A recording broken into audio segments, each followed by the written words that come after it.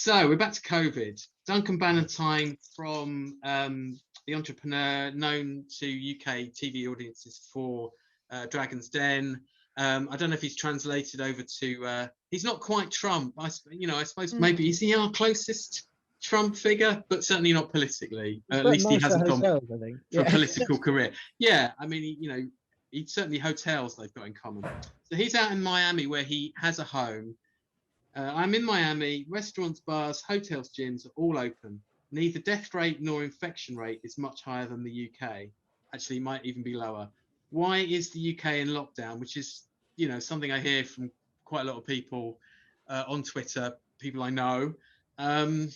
So I've heard this a lot, and I just thought, well, it's time, occasionally it'd be nice to punt a tweet out from the account.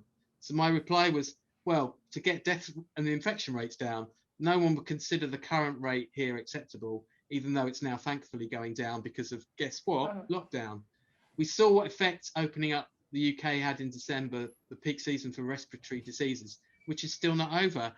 I mean, I know it's not a simple issue, COVID, and I also do understand that people have to sort of put the economic devastation on the map, but you can do something about numbers going up in a pandemic and not filling up the hospitals by having a lockdown, and then you can put the economy back on track to some extent by expenditure essentially, but you can't sort of, that's in your hands. So you've got to do what's in your hands to do. You can't neglect the health side of it for the economic side of it, in which is theoretically something is in your hands to do. I mean, I've never really understood the people that don't understand the concepts of numbers going up, essentially. Also, Florida has horrible numbers, so he shouldn't compare. No one should be comparing themselves to Florida.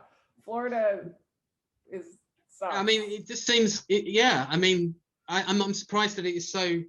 It seems to be so liberal in Miami. If the numbers are anything close to what ours were, I mean, you wrote that tweet however many days ago, 2 days ago, things had started to come down, but still at an unacceptable level.